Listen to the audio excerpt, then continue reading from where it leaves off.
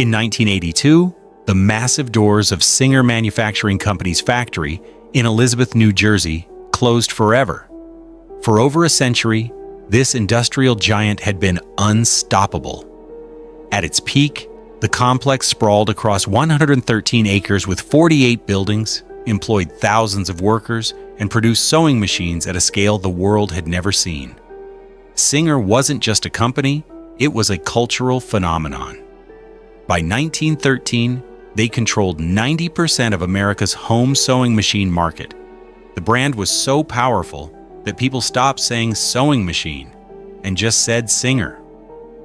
Walk into any American home in the early 1900s and you'd find one.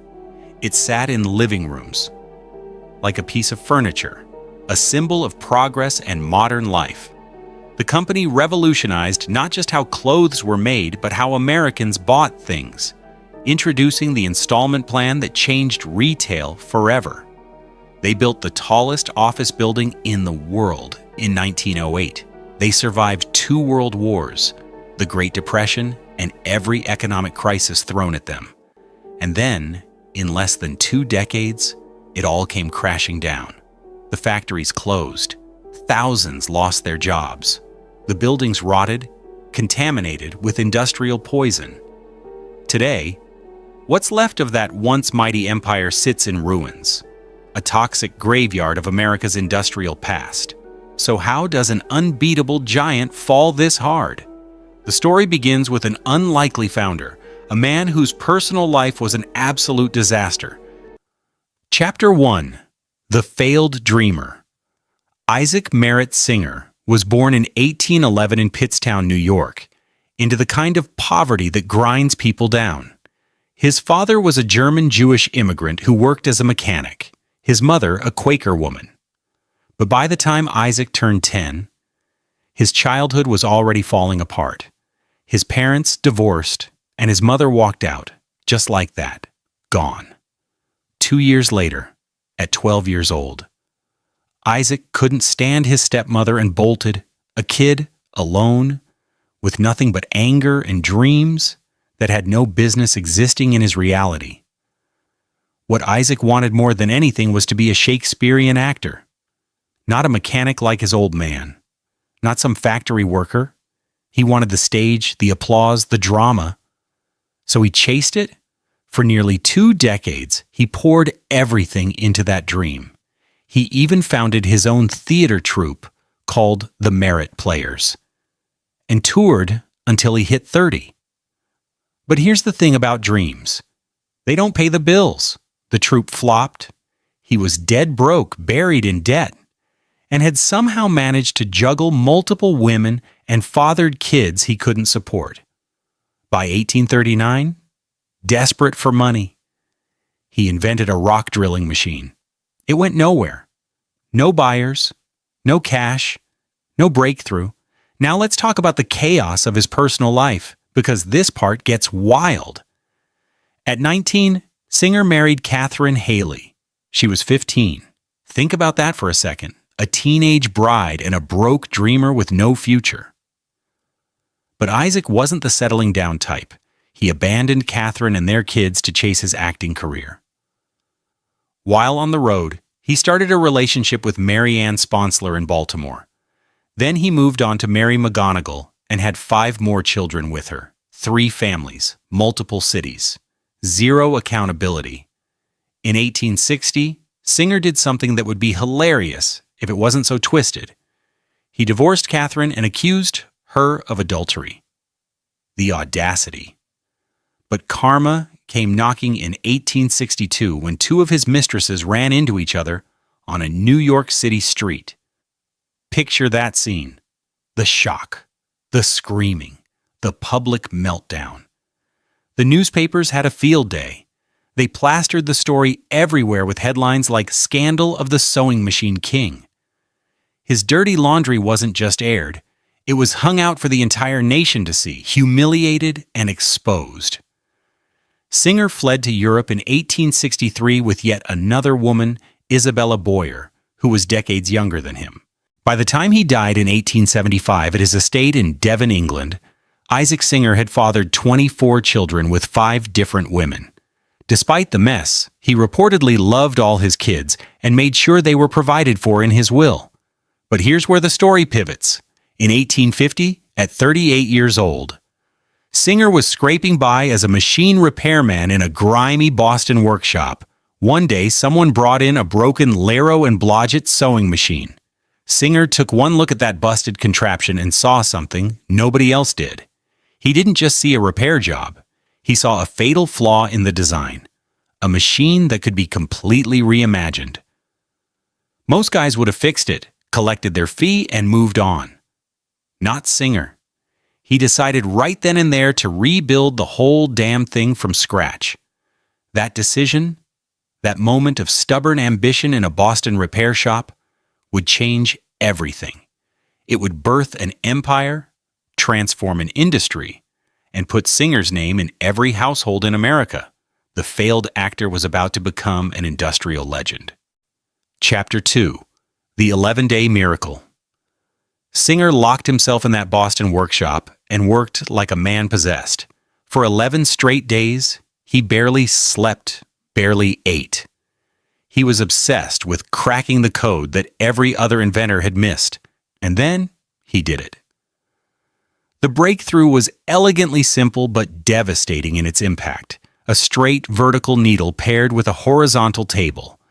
Every sewing machine before this used awkward designs that fought against the fabric.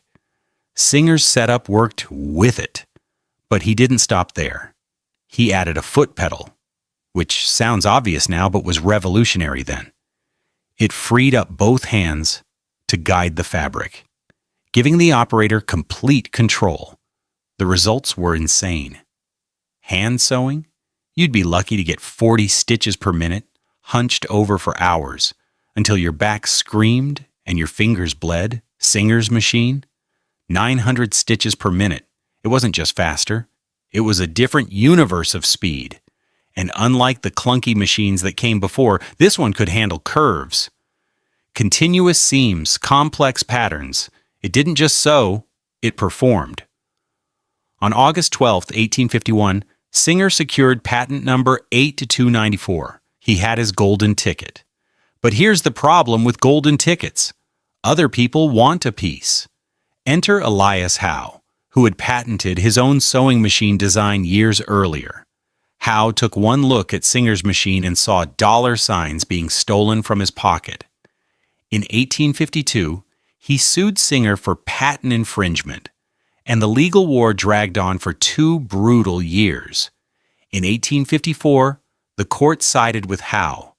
Singer lost. He was ordered to pay $15,000 up front plus $25 for every single machine he sold going forward. That royalty could have buried him. But instead of fighting to the death, something smarter happened. In 1856, the major sewing machine manufacturers came together and created the Albany Agreement, America's first ever patent pool. They'd all share the technology and split the royalties. Singer's fee dropped to $5 per machine. Crisis averted. The industry could finally move forward without bleeding cash in courtrooms.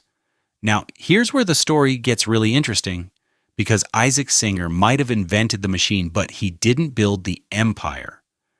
That credit belongs to a lawyer named Edward Clark, who joined the company in 1854. Clark was the opposite of Singer. Calculated, strategic, ruthless in business, but calm in execution. He looked at the sewing machine market and realized the problem wasn't the product. It was the price. These machines cost over $100 at a time when most families made a few $100 a year. So Clark invented something that would reshape American retail forever: the installment plan. In 1856, Singer became the first company in America to let customers pay over time. $5 down, a few bucks a month, and boom, you owned a sewing machine. Suddenly, it wasn't just rich families buying these things, it was everybody. But Clark didn't stop there. He did something no company had done before. He marketed directly to women, not their husbands, not the head of household. He put ads in women's magazines, hired female demonstrators, and set up showrooms where housewives could come in, try the machines, and see how it would change their lives. This was radical. Women weren't considered the decision makers for big purchases. But Clark knew better. They were the ones sewing. They were the ones who'd use this thing every day. So he spoke directly to them, and it worked like gangbusters. Then came the trade-in program. And this is where it gets a little dark. Singer would accept your old sewing machine as partial payment for a new one. Sounds generous, right? Except they didn't resell those old machines. They destroyed them. Completely. Why? To eliminate the used market. If old machines kept circulating, people wouldn't buy new ones. So Singer took them off the streets and smashed them to pieces. Ruthless, but effective. By 1860, less than a decade after that 11-day frenzy in a Boston workshop, Singer Manufacturing Company was the #1 sewing machine maker in the world. By 1876, they'd sold 2 million machines. The name Singer became synonymous with sewing itself. People didn't say sewing machine, they said Singer. Isaac Singer had the vision, but Edward Clark built the machine that sold the machine. Together, they'd created an unstoppable empire. And they were just getting started. Chapter 3. Building the Giant. By 1871, Singer Manufacturing Company had a problem. A good problem, but a problem nonetheless. Demand was exploding. They were selling machines faster than they could build them, and their existing facilities were maxed out. Edward Clark knew they needed to go big, or risk losing their grip on the market. So the company made a strategic decision that would define the next century. Build the largest single-product factory the world had ever seen. The location they chose was Elizabethport, New Jersey, a gritty industrial area right on the Arthur Kill waterway. This wasn't random. Every detail mattered.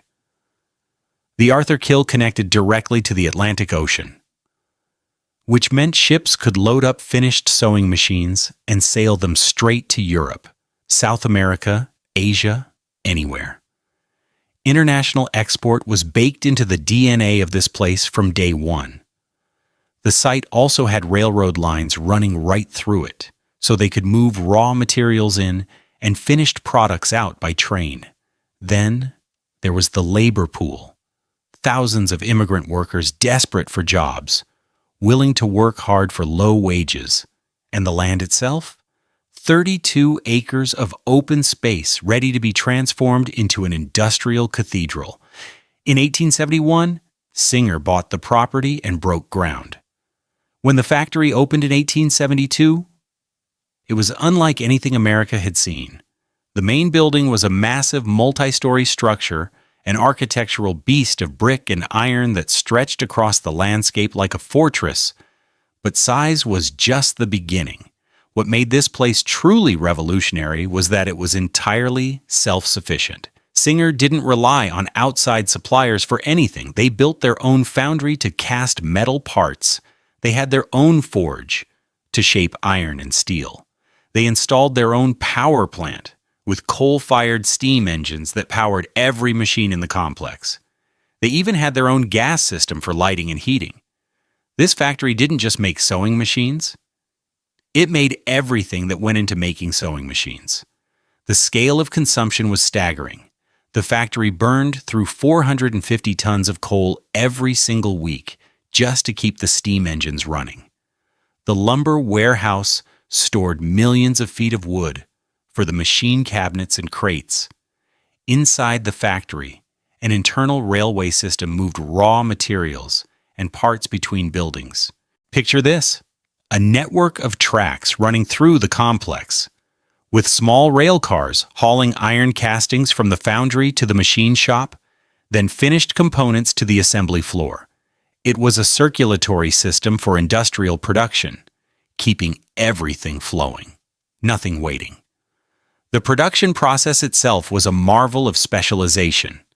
The factory was divided into distinct workshops, each focused on a single stage of manufacturing. The foundry poured molten iron into molds, creating the heavy base frames and mechanical housings. The machine shop used precision tools to mill, drill, and finish those rough castings into exact specifications. The assembly floor brought it all together, with workers fitting parts into place with tolerances measured in fractions of an inch. Then came the painting shop, where machines were coated and polished until they gleamed. Finally, the packing department carefully crated each machine for shipment, cushioned with straw and wood shavings, ready to survive a voyage across the ocean or a bumpy train ride across the continent. The technology was cutting edge for the 1870s. Singer invested in the most advanced machinery available: precision lathes, stamping presses, grinding equipment that could produce parts with consistency that hand tooling could never match.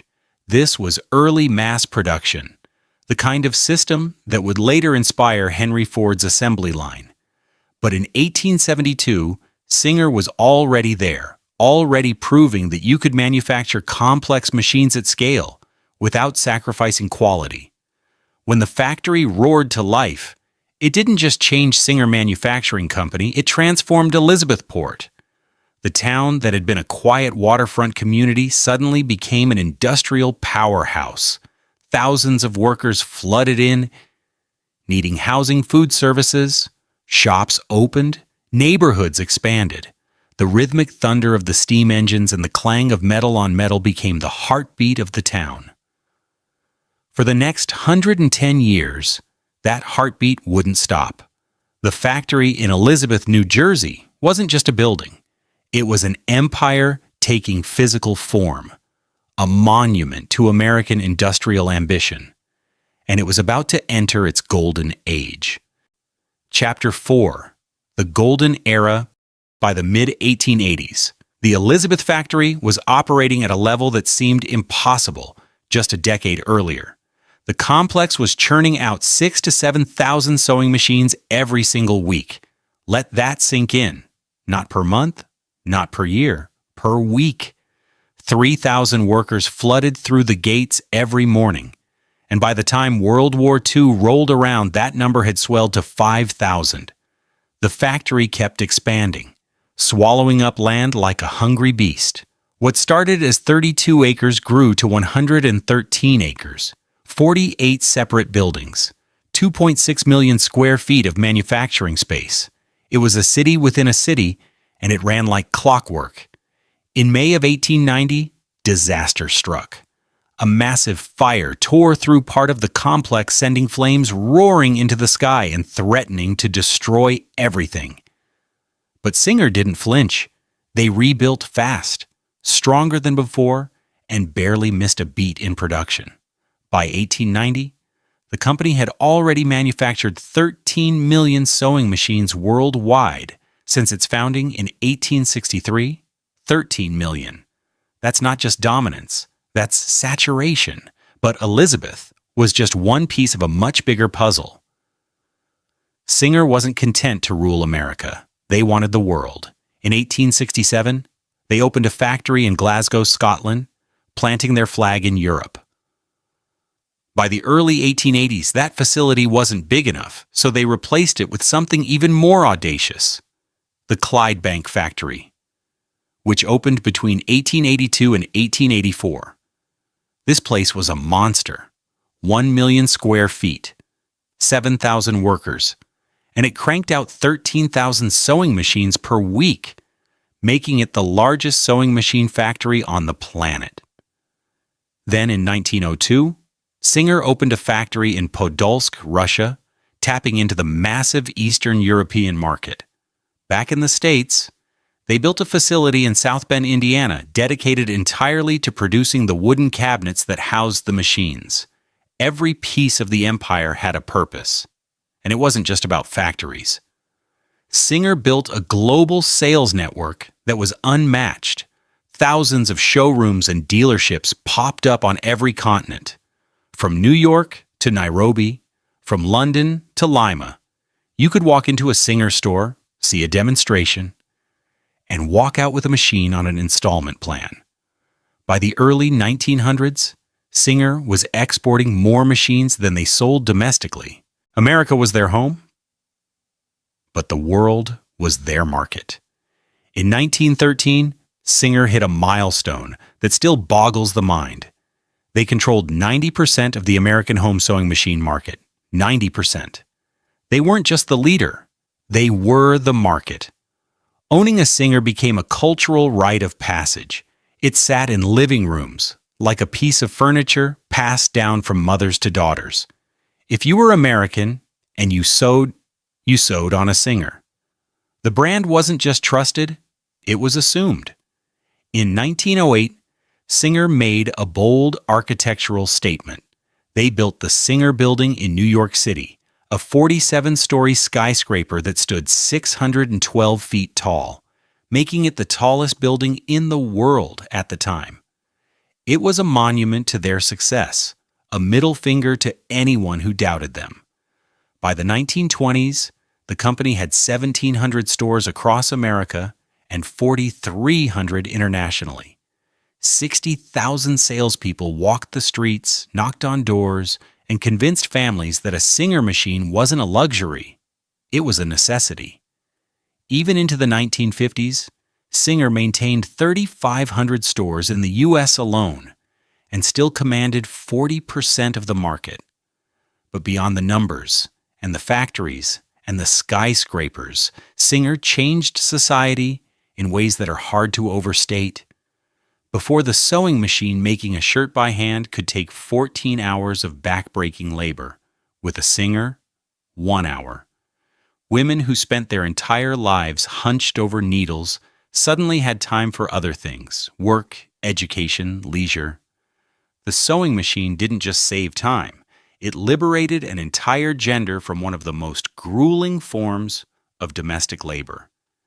It also birthed the modern garment industry. Factories could now produce clothing at scale, making affordable, ready-to-wear apparel accessible to the masses. Fashion became democratized. And in places like Elizabethport, the impact was immediate and visible. Between 1870 and 1900, the town's population quadrupled. Tens of thousands of jobs materialized. Entire neighborhoods were built to house the workers who kept the factory running. Bars, shops, schools, churches. They all sprang up to serve the people whose lives revolved around Singer. The factory didn't just employ the town.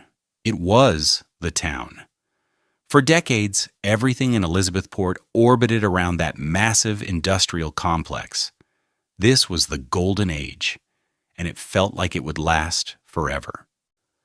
Chapter 5. The Dark Truth Behind the Polished Showrooms and the Gleaming Sewing Machines. There was another Singer, one that didn't make it into the advertisements. Inside those factory walls, the reality was brutal. Workers clocked in for 10 to 12-hour shifts, 6 days a week. The pay, barely enough to survive. And the work itself was relentless. The factory floor was a symphony of danger. Massive machines stamping and cutting metal. Deafening noise that never stopped. Air thick with metal dust that coated your lungs with every breath. There were no ergonomic workstations, no safety protocols worth a damn. You showed up. You did the work. And you hoped you'd leave with all your fingers intact. Accidents were common. Workers got hands caught in presses, fingers sliced off by cutting blades, skin burned by molten metal or scalding machinery. There was no workers' comp, no real health care to speak of. If you got hurt, you were on your own. And if you couldn't work, someone else took your spot the next day. Before the 1910s, it was even worse. Child labor was standard practice. Kids as young as 10 or 12 worked the same brutal hours as adults. Their small hands perfect for reaching into tight spaces between machines. They were cheap, expendable, and everywhere. Singer's management made sure workers knew their place. The company actively discouraged unions, viewing them as threats to efficiency and profit. Supervisors kept a tight grip monitoring every move, Every break, every conversation. Step out of line, and you were gone. The message was clear. You're replaceable. But workers aren't machines. And eventually, the pressure explodes. In 1911, that explosion happened at the Clydebank factory in Scotland, and it shook the entire company. It started with 12 women who worked in the polishing department.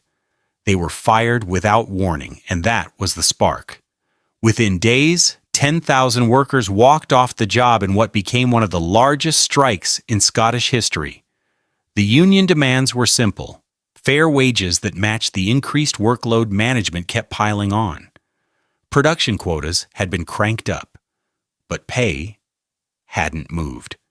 Workers were doing more for the same money, and they were done with it. The strike became a defining moment in the Red Clydeside labor movement, a period when Scottish workers pushed back hard against industrial exploitation. Singer eventually settled, but the message had been sent. The empire's foundation was built on the backs of people who were tired of being crushed. Then there was the discrimination baked into the system. Women did the same grueling work as men, sometimes harder work, but their paychecks told a different story. They earned significantly less simply because they were women. Immigrant workers from Italy, Poland, Ireland, and other European countries faced their own hell. They were given the worst jobs, paid the least, and treated like dirt by foremen who saw them as less than human. The power dynamics were ugly. Supervisors could be tyrants, wielding their authority with cruelty, and there was no recourse. Complain, and you'd be out on the street. And then there's what Singer left behind in the environment. For over a century, the Elizabeth factory dumped industrial waste straight into the Arthur Kill and Newark Bay. Heavy metals, oils, chemical runoff. It all went into the water, poisoning the ecosystem for generations. The foundry belched black smoke into the sky, covering nearby neighborhoods in a blanket of soot and ash. The air smelled like sulfur and burning coal. The constant roar of machinery rattled windows and made sleep impossible for anyone living nearby. People in Elizabethport didn't just work for Singer, they lived in its shadow, breathing its pollution, drinking water tainted by its runoff. The company built an empire, sure, but they did it by extracting every ounce of labor from workers while giving as little as possible in return. They made billions, while the people who actually turned the gears lived paycheck to paycheck in dangerous, degrading conditions.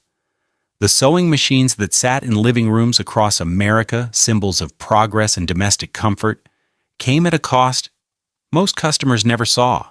For every family that benefited from a Singer machine, there were workers who sacrificed their health, their safety, and their dignity to build it. This wasn't just capitalism. It was exploitation dressed up as innovation. The Golden Age had a dark side, and it was rotting from the inside out. The workers knew it. The neighborhoods knew it. And eventually, the whole system would collapse under the weight of its own greed and neglect. Chapter 6: Weapons of War. When World War I broke out in 1914, Singer Manufacturing faced a choice that would redefine the company: keep making sewing machines or pivot to the war effort. They chose war, and it was profitable as hell. Almost overnight, the factory that had spent decades perfecting the art of making sewing machines retooled to produce weapons.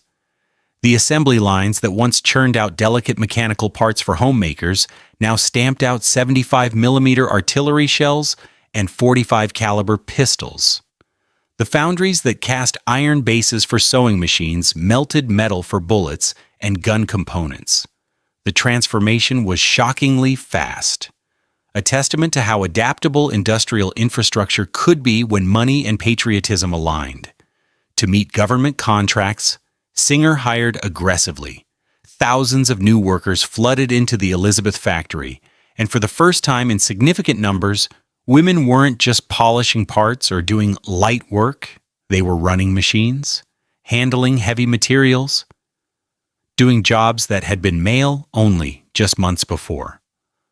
The war opened doors that had been slammed shut, though those doors would close again once the men came home. Still, for 4 years, the factory hummed with the machinery of death, and Singer made a fortune. Government contracts were lucrative, paid on time, and kept production maxed out. The company that had built its reputation on domestic comfort was now an arm of the military-industrial complex when the war ended in 1918. Why? Singer flipped the switch back. The artillery shells stopped rolling off the line, and sewing machines returned. But the world had changed. The market was more competitive now. European manufacturers that had been bombed into rubble were rebuilding, and new players were entering the game. Singer still dominated, but the competition was tightening. Production became inconsistent, fluctuating with economic cycles and shifting consumer demand. The Roaring '20s brought some stability, but the Great Depression that followed in 1929 hammered sales. Families struggling to put food on the table weren't buying sewing machines. The interwar years were a mixed bag. Some good years, some brutal ones, and the company had to fight harder to maintain its position. Then came World War II. And everything changed again. In June of 1942, the U.S. government made it clear consumer production was over. Every factory, every resource, every worker had to serve the war effort.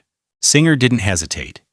They shut down civilian sewing machine production entirely and went all in on military manufacturing. This wasn't a partial conversion like World War I. This was total commitment. The Elizabeth factory retooled completely, producing aircraft components, ammunition, and other critical war materials. The scale was staggering. Singer hired like never before, bringing the workforce up to 40,000 people, the highest employment level in the company's history. 40,000. The factory operated 24 hours a day, 3 shifts, 7 days a week. It was a machine in every sense of the word, grinding relentlessly to supply the Allied forces. Women once again filled roles left empty by men who shipped off to fight. They welded, assembled, inspected, and operated machinery with the same skill as their male counterparts, proving once more that gender had nothing to do with capability. The factory became a symbol of American industrial might, a fortress of production that helped turn the tide of the war. Planes flew with Singer parts. Soldiers fired bullets stamped in Elizabeth. The company that had once revolutionized home life was now integral to the war machine. But wars don't last forever. In July of 1945, after atomic bombs obliterated Hiroshima and Nagasaki, Japan surrendered. The war was over. Singer had to flip the switch again, and this time the transition was rocky. The government contracts evaporated overnight. The 40,000-strong workforce was slashed as soldiers returned home and military production ceased. The factory had to retool once more, shifting back to sewing machines after 3 years of making weapons. It took time to get the lines running smoothly again, to rebuild supplier relationships, to retrain workers. By the late 1940s, Singer was back in the civilian market, producing around 10,000 machines per year. A shadow of the pre-war output, but steady. The war years had been a double-edged sword. On one hand, Singer had proven its versatility and raked in massive profits from government contracts. On the other hand, they'd spent years away from their core product, and the market had moved on without them. Competitors had innovated, consumer preferences had shifted, and Singer, for all its wartime success, was about to face a peacetime reality that would be far less forgiving. The wars had changed the factory, the workers, and the company itself. But the biggest battle, the fight for survival in a post-war economy, was still ahead. Chapter 7. The Beginning of the End. After World War II ended, Singer walked into a market that looked nothing like the one they dominated before. The problem was simple: saturation. By the late 1940s and early 1950s, nearly every American household that wanted a sewing machine already had one. And because Singer had built those machines to last, solid iron-quality components, they didn't break down and need replacing. The golden goose had stopped laying eggs. Meanwhile, Japanese and German manufacturers were flooding the market with cheaper alternatives. These weren't junk machines either. They were well-made, reliable, and cost significantly less than a Singer. For the first time in decades, consumers had real choices, and many of them chose to save money. Singer's response? They didn't have one. The company was sluggish, bloated, stuck in the past, while competitors were innovating, introducing lightweight models, electric features, new designs. Singer kept pumping out the same basic machines they'd been making for years. The factory in Elizabeth was running on equipment that dated back decades. The technology was outdated. The production processes were inefficient. But instead of investing in modernization, management clung to what had worked before, convinced that the Singer name alone would carry them through. It didn't. Internally, the company was a mess. Management had grown bureaucratic and out of touch. Decision-making was slow, tangled in layers of corporate red tape. Research and development, barely funded. Innovation, an afterthought. The attitude seemed to be, we're Singer. We've always been number one. Why change? Meanwhile, production costs kept climbing. American labor wasn't cheap anymore. Workers demanded better wages, benefits, and conditions, all justified but expensive. And the aging factories required constant maintenance just to keep running. Singer was operating on thin margins in a market that was slipping through their fingers. Then the 1960s hit, and the cultural ground shifted beneath them.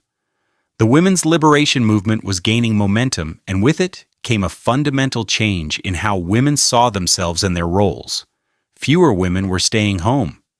Fewer were interested in spending hours sewing clothes when they could buy ready-made garments cheaply at department stores. The rise of mass-produced fashion meant you could walk into a store and buy a dress for less than the cost of fabric and the time it took to sew it yourself. Sewing shifted from necessity to hobby, and not a particularly popular one among younger generations. Teenagers and young adults in the 1960s and 70s weren't learning to sew. They were buying bell-bottoms and miniskirts off the rack. The demand for home sewing machines collapsed. Singer panicked, and panic led to terrible decisions. In the mid-1960s, management decided to diversify, to spread the risk by getting into other industries. They acquired Friden, a company that made calculators and typewriters. They invested heavily in aerospace and defense electronics. By 1966, Singer had hit $1 billion in revenue. By 1969, they doubled that to $2 billion. They employed 100,000 people worldwide. On paper, it looked like growth, but dig deeper, and the cracks were obvious. Only about a third of that revenue came from sewing machines. The rest came from these new ventures, most of which Singer had no expertise in. They were trying to be everything to everyone. And in doing so, they stopped being good at anything. Here's the cruel irony. Sewing machines were still the most profitable part of the business. But instead of doubling down on that core strength, innovating, modernizing, and fighting for market share, Singer treated it like a cash cow to fund their aerospace fantasies. The sewing machine division got neglected. Competitors like Pfaff Bernina Necki and Brother smelled blood in the water. They introduced new features, zigzag stitching, computerized controls, compact designs. They marketed aggressively. They listened to what customers wanted. Singer, meanwhile, was stuck in a boardroom debating defense contracts. The decline wasn't a sudden crash. It was a slow, agonizing bleed. every year, market share slipped a little more. Every year, the factories in Elizabeth and elsewhere produced fewer machines. Every year, the competitors got stronger, while Singer got weaker. The company that had once controlled 90% of the American market was now just another player in a crowded field. And not even the best one. The diversification strategy that was supposed to save them was actually killing them, draining resources and attention away from the business that had built the empire in the first place. By the mid-1970s, it was clear. Singer was in serious trouble. The golden age was over, and the fall was just beginning. Chapter 8: The Final Collapse. In 1975, Singer Manufacturing Company did something it had never done in over a century of existence. It posted a loss, not a small dip. A real significant financial loss that sent shockwaves through Wall Street and the entire industrial world. For a company that had been synonymous with American industrial dominance, this was unthinkable. The stock price tanked, investors bailed, confidence evaporated overnight, and management, finally forced to confront reality, started making the brutal cuts they should have made years earlier. Factories across the country and around the world began shutting down. Tens of thousands of workers got pink slips. Plants that had hummed with activity for decades went silent. The empire was crumbling and there was no stopping it. The Elizabeth factory, the crown jewel that had started it all back in 1872, was bleeding out. By the late 1970s and early 1980s, production had collapsed. The complex that once employed 5,000 workers and produced thousands of machines every week was a shadow of itself. They'd shifted focus to industrial sewing machines, the heavy-duty equipment used in garment factories, but even that market was slipping away to cheaper Asian manufacturers. The workforce shrank below 1,000. Entire buildings sat empty, machinery, rusting windows broken. Walking through the factory in those final years must have felt like touring a mausoleum. The ghosts of better days hung in the air, the clang of hammers, the hiss of steam, the voices of workers who'd spent their lives in that place. But now, just silence and decay. In February of 1982, the announcement came. Singer was closing the Elizabeth factory permanently after 110 years of continuous operation. The heart of the empire was being ripped out.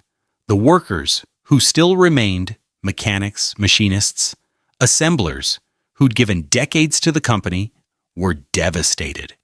Some had fathers and grandfathers who'd worked those same floors. This wasn't just a job loss. It was the end of a legacy, the death of a community's identity. On December 1st, 1982, the factory doors closed for the last time.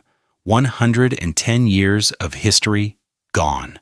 Thousands of people lost their jobs, not just at the plant, but in the entire ecosystem that had grown around it. The suppliers, the trucking companies, the lunch counters and bars where workers spent their paychecks. Elizabethport, the town that had quadrupled in size because of Singer, was gutted. Unemployment skyrocketed. Property values collapsed. Families who'd built their lives around steady factory paychecks suddenly had nothing. The social fabric unraveled fast. Crime increased. Drug use spiked. The vibrant working-class community that had thrived for generations turned into a struggling, hollowed-out shell. Storefronts closed. Houses fell into disrepair. The town that Singer built was left to rot alongside the factory itself. And Singer? They didn't stick around to help with the transition. No major severance packages. No retraining programs. No acknowledgement of the century-long relationship between the company and the community. They just left, but the story gets even darker. In 1986, 4 years after closing, Elizabeth Singer made a decision that revealed what they'd really been thinking all along. They spun off the sewing machine division entirely, turning it into a separate company. The parent corporation, the one that still carried the Singer name, washed its hands of the product that had built the empire. They were all in on aerospace and defense electronics now, convinced that's where the future was. The sewing machine business, the core of everything Isaac Singer and Edward Clark had created, was tossed aside like garbage. It was handed off sold. Traded between corporate entities like a commodity nobody really wanted. And it got worse. The sewing machine division that bore the Singer name changed hands multiple times over the next decade. Each new owner trying to squeeze out whatever value remained. By 1999, it was over. The sewing machine company filed for bankruptcy 148 years after Isaac Singer patented his first machine. The business collapsed completely. Bankruptcy. The word that no one thought they'd ever associate with Singer. In 2000, there was a restructuring, new ownership, new plans. The usual corporate song and dance. But it was too late. The damage was done. The brand that had once been a symbol of American ingenuity and quality was now just another name on a product made overseas by whoever bought the rights that year. Meanwhile, the parent company's bet on aerospace and electronics, it didn't save them either. Turns out, abandoning your core competency to chase industries you don't understand is a bad strategy. Who knew? The diversification gamble that management had been so sure about in the 1960s had failed spectacularly. They'd killed the golden goose and replaced it with nothing. The Elizabeth factory, once one of the largest single-product manufacturing facilities in the world, sat abandoned and toxic. The town of Elizabethport struggled to reinvent itself without the employer that had defined it for over a century. And the Singer name, once worth billions and recognized in every corner of the globe, became a cautionary tale taught in business schools about how even the mightiest giants can fall when they lose sight of what made them great in the first place. The collapse wasn't just corporate. It was cultural, communal, and complete. An empire built over a century disintegrated in less than 2 decades, leaving nothing but ruins and regret. Chapter 9. Toxic Legacy. When Singer closed the Elizabeth factory in 1982, they didn't just leave behind empty buildings, they left behind an environmental disaster that had been brewing for over a century. From 1872 to 1982, 110 years, the factory had operated with virtually no environmental regulations. For most of that time, nobody cared what happened to industrial waste. So Singer did what every factory did. They dumped it. Heavy metals from the foundry, oils and lubricants from the machine shop, chemical solvents from the painting department, all of it flowed straight into the Arthur Kill Waterway and Newark Bay. For decades, toxic runoff poisoned the water, killed fish, and contaminated the sediment. The damage was irreversible. But the pollution didn't stop at the water's edge. The soil across the entire factory site was saturated with lead petroleum products and industrial chemicals that had leached into the ground over generations. Every spill, every leak, every careless disposal added another layer of contamination. The groundwater beneath the factory was a toxic cocktail. Poisoned by runoff from the foundry and metalworking operations. You couldn't drink it. You couldn't use it for anything. And it wasn't contained. It spread, seeping into surrounding areas, threatening nearby neighborhoods. Before anyone could redevelop the land, it would need a massive, expensive cleanup. Decades later, parts of that site are still considered hazardous. After the closure in 1982, the factory complex sat there like a corpse no one wanted to deal with. Eventually, the property was carved up and sold off in pieces. Some of the buildings were leased out to small industrial operations, machine shops, warehouses, light manufacturing. These businesses didn't need the whole sprawling complex, just a corner of it. So they moved in, set up shop, and tried to make a go of it. but most of the factory remained empty. Through the 1990s and 2000s, those abandoned buildings deteriorated fast. Roofs caved in from decades of rain and snow. Windows shattered. Graffiti covered the walls. Homeless people and urban explorers wandered through the ruins, picking through the remnants of an industrial empire. Structural decay set in. Floors rotted, steel beams rusted through. Some sections became so dangerous that the city had to demolish them before they collapsed on their own. Then, in January of 2024, the old factory made headlines again. But not for nostalgia. A massive fire tore through part of the remaining complex. Over 100 firefighters from New Jersey and New York responded, battling flames that lit up the night sky. 2 roofs collapsed. A brick wall came crashing down, nearly burying firefighters beneath the rubble. It was chaos, a dangerous mess made worse by the age and instability of the structures. Miraculously, the oldest and most historically significant section of the factory survived. Whether that was luck or the stubbornness of old-world construction, nobody knows. But large portions of what remained were reduced to charred wreckage. Even now, parts of the original Singer complex still stand, clinging to existence.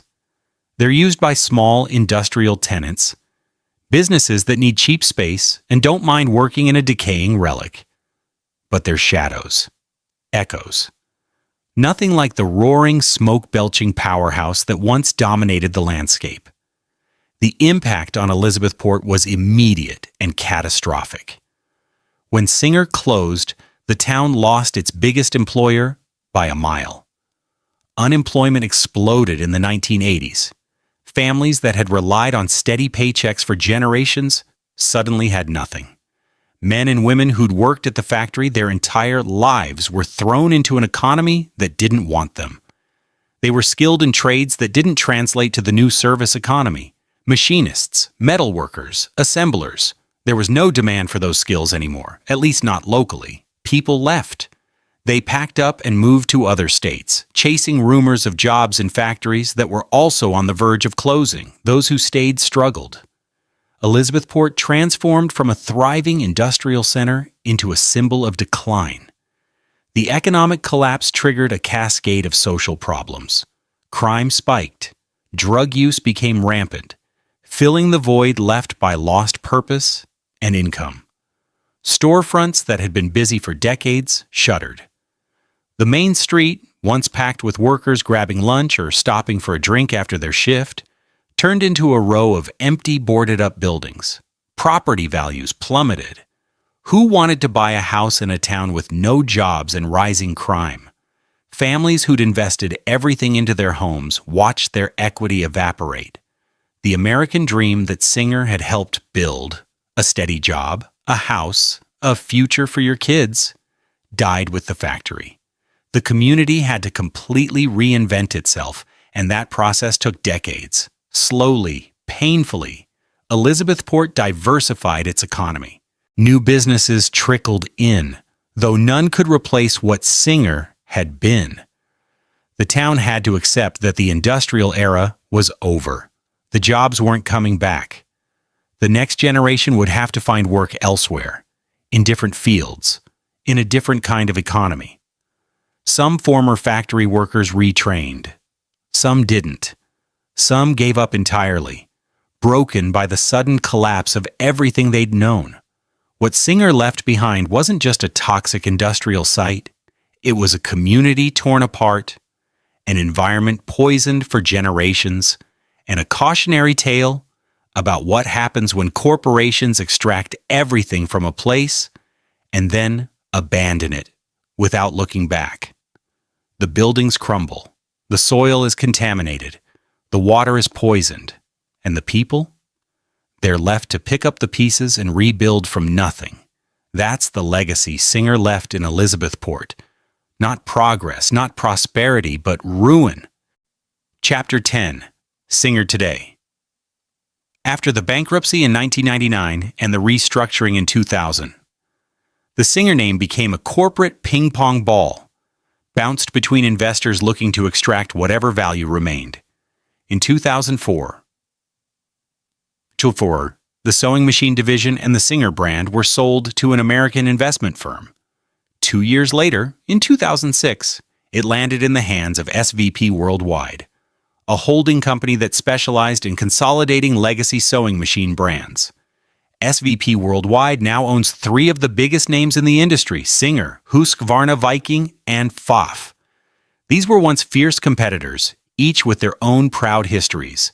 Now they're all under one corporate umbrella, managed from a headquarters in Nashville, Tennessee, a long way from the smoky factories of Elizabeth, New Jersey. SVP Worldwide itself is owned by Platinum Equity, a private equity firm with a massive portfolio spanning dozens of industries. The CEO of Platinum Equity is Tom Gores, a billionaire who's probably better known for owning the Detroit Pistons NBA team than for anything related to sewing machines. That's the reality of modern Singer. It's a small piece of a sprawling investment empire, run by people whose primary interest is return on capital. Not the legacy of Isaac Singer or the workers who built the brand. It's business, pure and simple, stripped of any romantic notions about industrial heritage. So what does Singer actually do today? They still make and sell sewing machines, and they're sold all over the world. The company focuses primarily on the home sewing and crafting market, hobbyists, DIY enthusiasts, people learning to sew for the first time. Their product lineup ranges from basic mechanical machines that cost under $100 to advanced computerized models with digital displays, automatic threading, and hundreds of built-in stitch patterns. They make embroidery machines, quilting machines, sergers, basically everything a modern sewer might want. There's even a mobile app now that connects to certain Singer models, offering tutorials and design templates. It's a far cry from the heavy iron beasts of the 19th century, but the name is still there, stamped on every product. Here's the kicker, though. Not a single Singer sewing machine is made in the United States anymore. Not one. The factories are all overseas. China, Vietnam, Thailand. That's where labor is cheap and manufacturing infrastructure is built for mass production. The machines are designed elsewhere, assembled abroad, shipped in containers across the Pacific, and distributed through a global network of retailers and online platforms. E-commerce has become a huge part of the business. You don't need a Singer showroom on Main Street anymore. You just go to Amazon, click a button, and a machine shows up at your door 2 days later. It's efficient, it's modern, and it's completely disconnected from the American manufacturing roots that once defined the brand. In terms of market position, Singer isn't the dominant force it used to be. They're competing with Brother Genome, Juki, Bernina, and a bunch of other brands, many of which are also foreign-owned and foreign-manufactured. Singer's market share is a fraction of what it was during the Golden Age when they controlled 90% of American homes. But they're still one of the biggest names in the industry, particularly in the entry-level and mid-range segments. If you're a beginner looking for your first sewing machine, there's a decent chance you'll buy a Singer. Not because it's the best, but because the brand name still carries weight. It's familiar. It's trusted, even if that trust is based more on historical reputation than current quality. And that's the strange paradox of Singer today. The brand survives, but it's a ghost. It exists, in name only, carried forward by marketing and nostalgia, rather than innovation or manufacturing excellence. The company that once built the tallest building in the world, employed 100,000 people, and revolutionized retail with the installment plan is now just another label slapped on products made in factories you'll never see by workers you'll never meet. The Singer name still means something to people of a certain age, grandmothers who learned to sew on a Singer, parents who remember their mothers using one. But for younger generations, it's just another option in a crowded marketplace, no more meaningful than any other brand. The transformation is complete. From an American industrial empire that controlled 90% of the market and employed tens of thousands in factories across the country, Singer has become a globalized brand owned by a multinational conglomerate, with manufacturing outsourced entirely to Asia, from the leader of an industry to just one of many players competing for scraps. From a company that built communities and shaped American domestic life to a logo that exists primarily to sell products made halfway around the world. The Elizabeth factory is gone. The workers are gone. The empire is gone. But the name? The name survives. Printed on boxes, shipped from Chinese factories, a relic of a past that most people don't even remember. Singer still exists, technically, but the Singer that mattered, the one that built America's industrial might and changed how people lived, that Singer is dead and has been for decades. Chapter 11. Lessons from the Ruins. So what can we learn from the rise and fall of Singer Manufacturing Company? Because this isn't just a story about sewing machines, it's a blueprint for how empires crumble, and the lessons are painfully clear. Lesson 1. Innovate or die. Singer dominated the sewing machine industry for 100 years, a century. They were untouchable, the standard by which every competitor was measured. But dominance bred complacency. While Japanese and European manufacturers were investing in research and development, experimenting with electronic components, lightweight materials, and computerized features, Singer kept churning out the same basic machines they'd been making for decades. They assumed their reputation would carry them forever. It didn't. By the time they realized the market had moved on, it was too late. Their competitors weren't just catching up, they'd already passed them. Innovation isn't optional, it's survival. And it's not just about the product itself, it's about manufacturing processes, cost efficiency, business models, marketing strategies. Everything needs to evolve, stand still, and the world moves on without you, no matter how big you are. Lesson 2. Don't abandon your core. In the 1960s and 70s, Singer panicked. Sewing machine sales were slowing, so they made a desperate play for growth by diving into completely unrelated industries: aerospace, defense electronics, calculators, typewriters. On the surface, it looked like smart diversification. Spread the risk, right? But here's the problem. They had no expertise in those fields, none. They were a sewing machine company trying to compete with established players in industries they didn't understand. Meanwhile, the sewing machine division, the business that had built the empire, the one that was still generating the most profit, got neglected. Resources that should have gone into modernizing factories, innovating products, and fighting for market share were instead poured into ventures that ultimately failed. Diversification isn't inherently bad, but it has to make sense. It has to build on your core strengths, not distract from them. When you abandon what you're good at to chase trends you don't understand, you end up losing everything. Singer chased shiny objects and forgot what made them great in the first place. Lesson 3. Listen to the market. The 1960s and 70s brought massive cultural shifts. Women were entering the workforce in record numbers. The feminist movement was challenging traditional gender roles. Fewer women were staying home, and even fewer were interested in spending hours sewing clothes when cheap ready-made fashion was flooding department stores. The entire landscape of domestic life was changing, and Singer's customer base was evaporating. But instead of adapting, pivoting to industrial sewing machines, targeting the growing garment manufacturing sector, or finding new markets, Singer stubbornly clung to the home sewing machine business. They didn't research changing consumer behavior. They didn't ask what the next generation wanted or needed. They just assumed the old model would keep working because it always had. Markets don't care about your assumptions. They move, they shift, they evolve, and if you're not paying attention, they leave you behind.